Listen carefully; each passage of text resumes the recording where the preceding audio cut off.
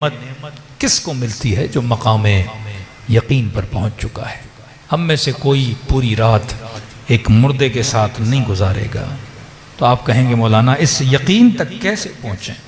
फरमा यकीन की मंजिल इल्म की वादियों में तैरने से मिलती है। पहली बार कोई छलांग लगाएगा दरिया में शायद डूब जाए, लेकिन रिपीटेडली अगर प्रैक्टिस करता रहेगा तो वो उस दरिया में तैराकी को सीख जाएगा।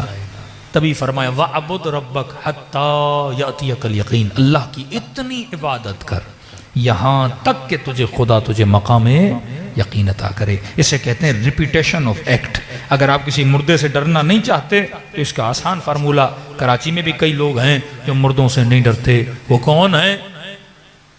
वो है गस्साल, मुर्दशूर, जिसका काम मुर्दों को धोना है।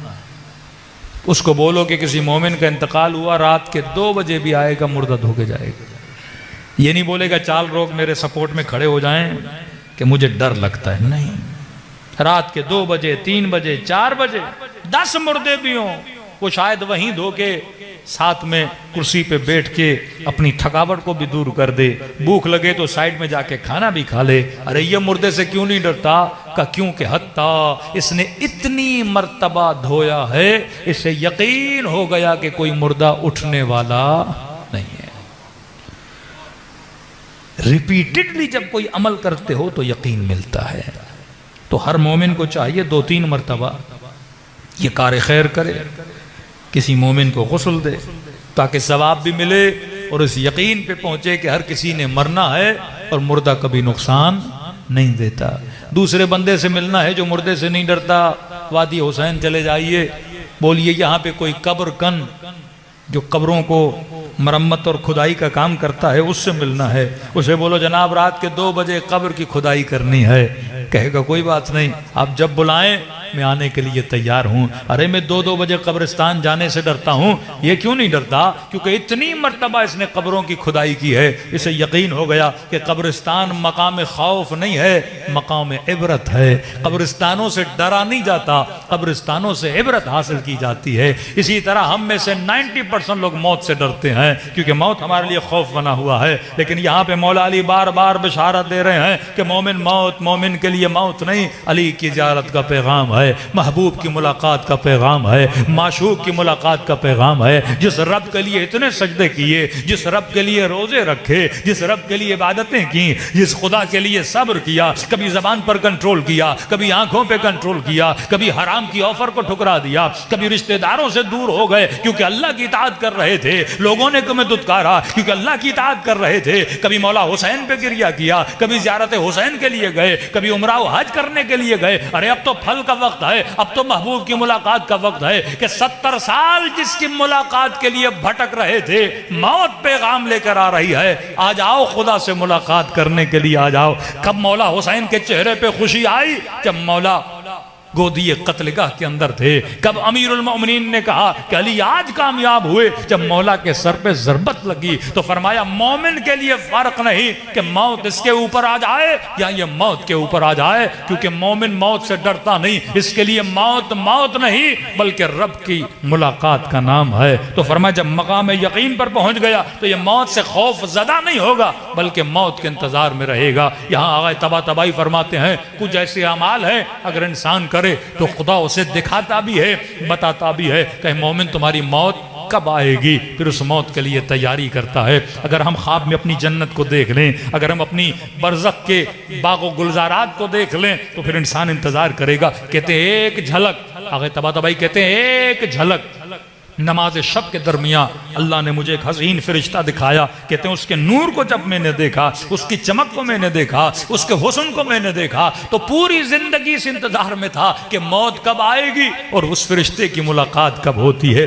फरमाया नेक बंदों के लिए मलकुल मौत इतना हसीन बन के आता है, अगर उसके हुस्न को खुदा कायनात पे आश्कार कर दे तो लोगों के बदन से उनकी रूहें परवाज करके चली जाएं। तो फरमाया मौत मोमिन के लिए मौत नहीं बल्कि रब की मुलाकात का पैगाम है। तो हम इन मकामात पे तब पहुँचते हैं जब इंसान मकाम यकीन पे पहुँचता है। यकीन तब आता है जब इंसान रिपीटेडली नेकियों को करता जाता है। हम 2 दिन अच्छी नमाजें पढ़ते हैं फिर छोड़ देते हैं, 4 दिन कब्रिस्तान जाते हैं फिर छोड़ देते हैं। हर हमसाये के घर में मौत का पैगाम आता है और आपको ये बताता है कि तूने भी एक दिन चले जाना है। अगर आज वो गया कल तुम्हारी बारी है। अगर आज वो जवान दुनिया में नहीं कल तुम नहीं होगे। तो फरमाए मौत न बूढ़े के लिए है, न सिर्फ बूढ़े के लिए है। फरमाए मौत न जवान देखती है, न बूढ़ा देखती है, न बच्चा देखती है। और ये पैगाम लेकर आती है कि इस इंतजार में न रहना कि बूढ़े होगे तो मरोगे। फरमाए मैं कभी भी आ सकती हूँ। तो लिहाजा हर इंसान को ऐसे तैयार रहना चाहिए जैसे हबीब इब्न मज़ाहिर मौत के लिए तैयार थे,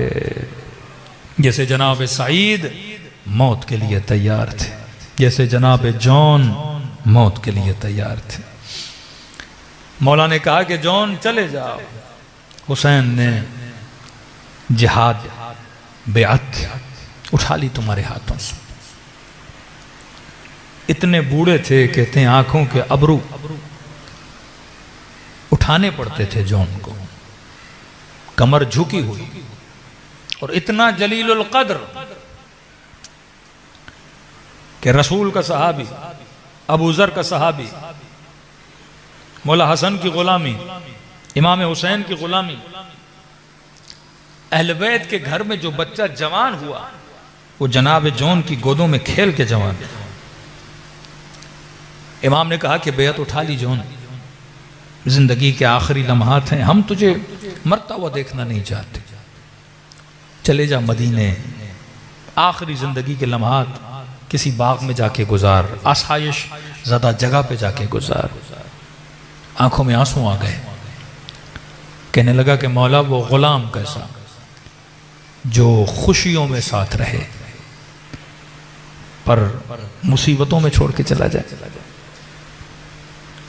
इमाम ने कहा हमने आज़ाद किया, अब जाना भी है तो मेरे बेटे ज़ैनुल आबिदीन के पास जाओ। मैंने अपनी गुलामी से आज़ाद कर दिया। चौथे इमाम फरमाते हैं कि महसूस किया कोई है जो मौला के कदमों पे सर रख के रो रहा है। आंखें खुली, देखा चचा जॉन है। का क्यों रो रहे हैं? का मौला हुसैन ने आज़ाद कर दिया कि अब जाना है तो किसी की गुलामी में खुद जाना चाहते हो तो ज़ैनुल आबिदीन है। तो कहा कि चाहे जॉन आप खुश रहिए, बाबा ने जिहाद उठा लिया, जन्नत की बिशारत अभी आपको दे दी है। नहीं चाहते कि हम आपको लड़ता हुआ देखें, ना आपकी एज है ना आपकी ऐसी उम्र है, कमर झुकी हुई है, ना आप घोड़े पे बैठ सकते हैं। तो कुछ जुमले कहे जिससे मेरे मौला की आंखों में आंसू आए। फरमाया मौला कहीं ऐसा तो नहीं कि दुनिया वाले बोलते हैं तेरा रंग काला है, तेरे बदन से बू आती है। मौला शायद मुझे काबिल नहीं समझ रहे कि ये काले रंग वाला दूसरे रंगों में शामिल हो जाए।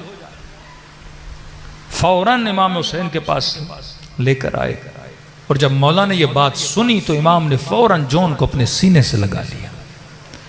फरमाया जॉन ये बातें यहां न करो, इस घर में रंग नहीं देखा जाता, इंसान का अमल देखा जाता है, हसब और नसब नहीं देखा जाता, लोगों का किरदार देखा जाता है। कि जाओ मैंने इजाजत दी, जिहाद की। कहते खुद इमाम हुसैन से घोड़े पे सवार कराने के लिए आए, लेकिन इतने बूढ़े थे कि घोड़े पे बैठ नहीं पा रहे थे। आखिर में कहा मौला छोड़िए, मैं पैदल ही जाऊंगा मैदान। एक हाथ में नेजा लिया, एक हाथ में तलवार ली, झुकी हुई कमर के साथ लश्कर यजीद को मुखातब किया। ये वो है जो मौत का आशिक है, जो राह खुदा के जिहाद में अपनी जान देने का आशिक है। एक जवान जब दुआ कर रहा था ना, कहे खुदा मैं तुमसे वो मांग रहा हूं, खैरमा सालुका इबादुका सालिहून, जो तुमसे इबादुस सालिहीन मांगते थे, मुझे वो अता कर, बेहतरीन चीज अता कर। नबी ने फरमाया जवान जानते हो अगर ये दुआ कबूल हो जाए तो तुझे क्या मिलेगा? या रसूलल्लाह क्या मिलेगा? फरमाया अगर ये दुआ इस्तिजाबत के मकाम पे पहुंचे तो खुदा तुझे मकाम शहादत अता करेगा। रब की तरफ से बेहतरीन खैर अगर किसी मोमिन के लिए है वो शहादत है। जॉन उस खैर को हासिल करने के लिए करबला के मैदान में उतरा। घोड़ा नहीं, एक हाथ में नेज़ा, एक हाथ में तलवार, ललकारा लश्कर यजीद को, आओ किसके मुकाबले में। रजस पड़ा, मैं कौन हूं? मैं हैदर कर्रार का गुलाम हूं, मैं हुसैन इब्न अली का गुलाम हूं, मैं सिब्त रसूल का गुलाम हूं। तारुफ कराया। इब्न साद ने कहा कौन है जो ललकार रहा है? कहा कि गुलाम हुसैन जॉन। तंजियन कहा कि हुसैन पे अब ये वक्त आ गया कि बूढ़ों को मेरे मुकाबले में भेज रहा है, जो घोड़े पे भी नहीं बैठ सकते, जिनके हाथों में राशा है, जो सही से तलवार भी नहीं पकड़ सकते।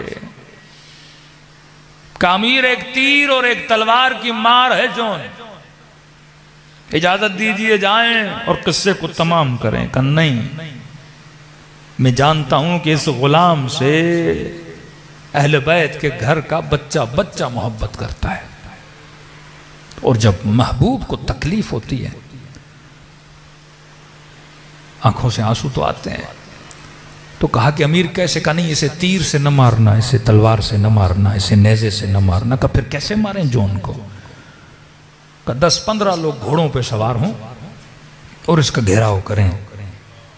अमीर घेराव करके कैसे मारें? तीर से भी न मारें, तलवार से भी न मारें, नेज़े से भी न मारें। कहा नहीं, सब पत्थर उठाओ और गुलाम हुसैन को पत्थर मारो। ये करबला में असहाबे हुसैन का पहला और आखिरी शहीद है जिसे पत्थरों से मारा गया। कहते हैं ललकारता रहा, आओ मेरे मुकाबले में, कोई आगे नहीं बढ़ा। कहते हैं दूर से पत्थर मारते थे, और जब पत्थर बरसे, बदन पे जख्म आए, ये बूढ़ा शेर जब जमीन पे गिरा, चंद असहाब हैं, आप उंगलियों पे गिन सकते हैं, जिनके जनाजों पे इमाम हुसैन खुद गए हैं।